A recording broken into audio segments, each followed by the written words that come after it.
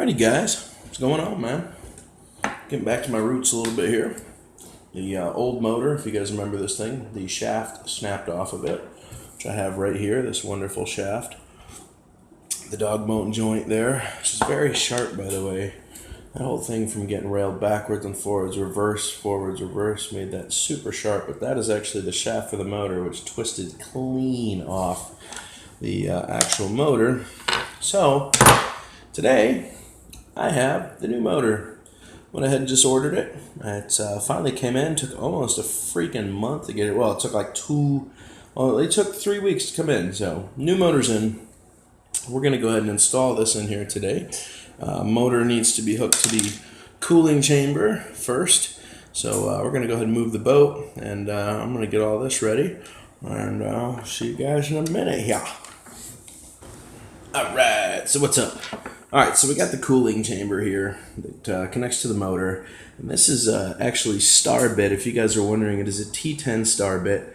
So I've gone ahead and grabbed my star bit case, which is, by the way, if you do RC stuff, very good idea to have a big assortment of star bits around, because I find that they are connected in all different sorts of RC products. So you definitely want to have those around. I'm not going to put Loctite on these because I don't think I'm going to need to. I should be able to with that star bit. Squeeze these pretty tight. But basically, if you look at the front of the motor there, it actually has screw ports. And because the wire scheme ends up on the left side over here, we're going to go ahead and insert the motor and connect these with the wires going out to the left. So give me 1 sec to screw one side in here a little bit. If I can get it. Is it going in? Yes, it is. Okay. Beautiful. Let's get this other side in here a little bit. If I can get it at all. Is that working? I can't tell. Looks like it is. Nope, this side missed here. Let's go ahead and back that screw up. Alright, let's see here. Go ahead and just use my little wire cutters to kind of pull this out a bit. There we go. Re-straighten this up. Make sure the motor's in there this time. There we go.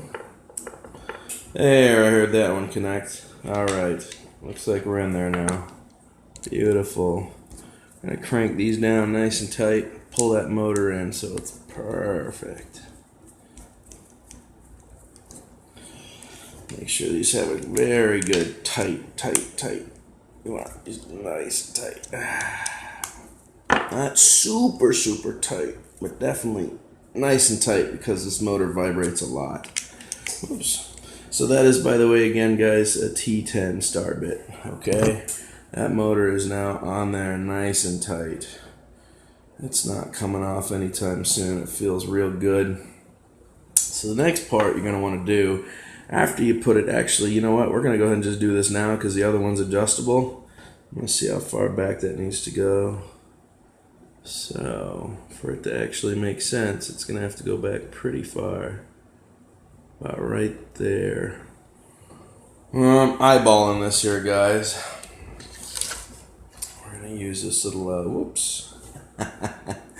Need to redo that. I need to put my thumb in there to hold that. Let's try that again. Get my thumb in there to have a good fit on it. Beautiful. We're going to go ahead and tighten this down a bit until it has a nice little squeeze. Okay. Beautiful. We're going to put just a little more pizzazz on it. Not too much, because these grub screws, man, they strip real easy. So make sure you get your Allen wrench in there nice and tight. And get mine in there again. There we go. We're just going to go a little past hand tight. There we go. Alright, so that's got a nice tight fit to it. Okay, this motor is ready to go in. I'll see you guys in a sec here. Alright, what's up guys? So as you can see, the motor is going to fit in here with these screw holes. This one has a screw hole right there, there, and there. And basically it's pretty self-explanatory. Motor just kind of slides down in here, up. If I can get this to maneuver, there we go. Up underneath that cooling line, there we go. Slowly start fitting her back here until she lines up, just like that. There we go. So you guys have a look, and I'm gonna tighten that down here in a sec. I'm gonna make sure to line up the dog bone once I get all this in place here. I gotta make sure all of this lines up. There we go. That one in nice and smooth.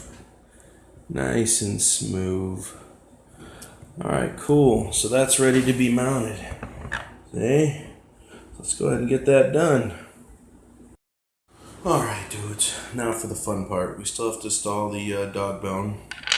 Motor's in there and tightened. You can see all 4 screws.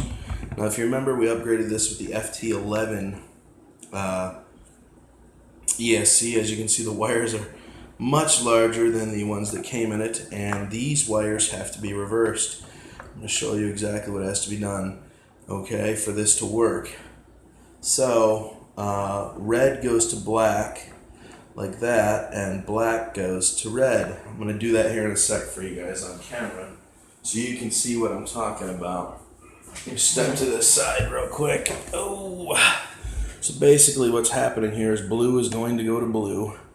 That is natural. We have to have this one connected for this to work. So there we go. Alright, blue is on blue. Now here's the fun part. Black goes to red. There we go. And let's see here. Red goes to black. Like so. There we go. For this to work with the FT012, you have to have it this way. Otherwise it'll be in reverse, and reverse will go really fast and forward will go really slow.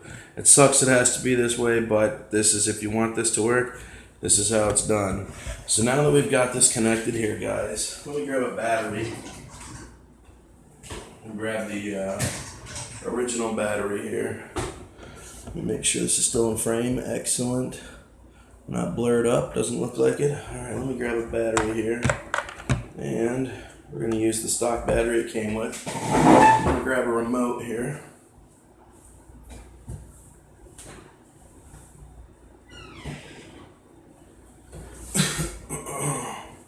Go ahead and turn on the transmitter first.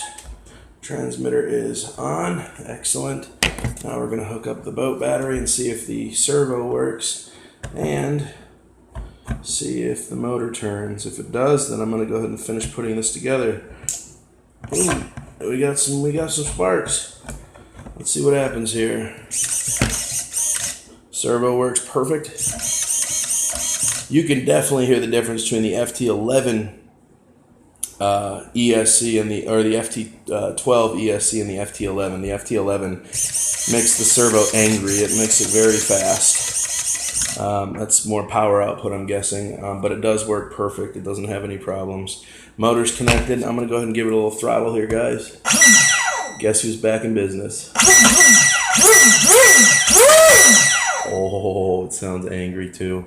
Let's put that dog bone in there, slap this thing back together, and I think we got, I think we are good to go. Let's try reverse here real quick.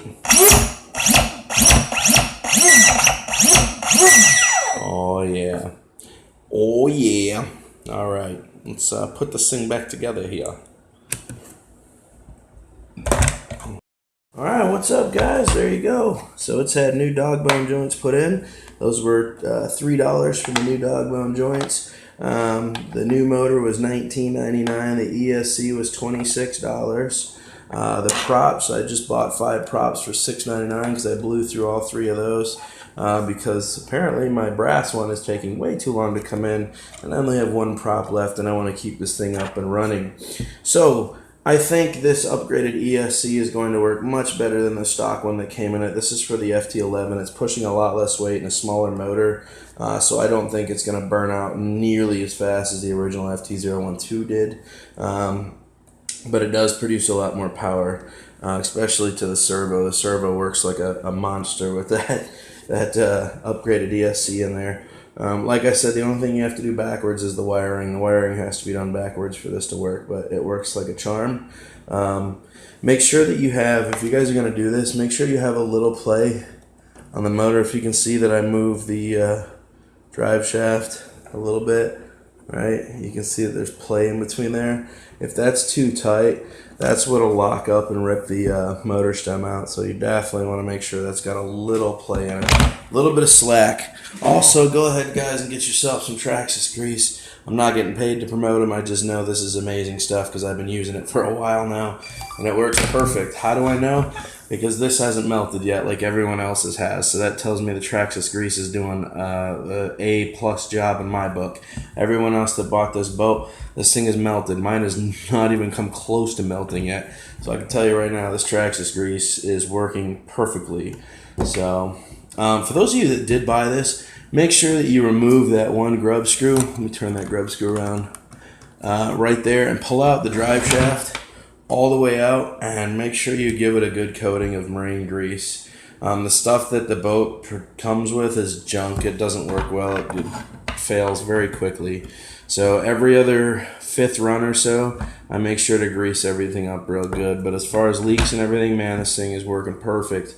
Like I said, the only downside is that the parts do wear out a little quick if you're hard on them. So, you know, I'm starting to learn what my do's and don'ts are of this boat. But right now, man, I think it's pretty much upgraded. I have the 2 upgrade batteries plus the stock one, so this thing's a little monster, man. But we'll get a chance to take this out again now that it's fixed, until at least another prop breaks, which would be, once again, my fault. So we are waiting on the brass prop. But we'll figure that situation out when the time comes. Right? Right. All right, guys. Drone worship. I'm looking exhausted and red-faced because I was out in the sun all day. But, hoo-doo-roo.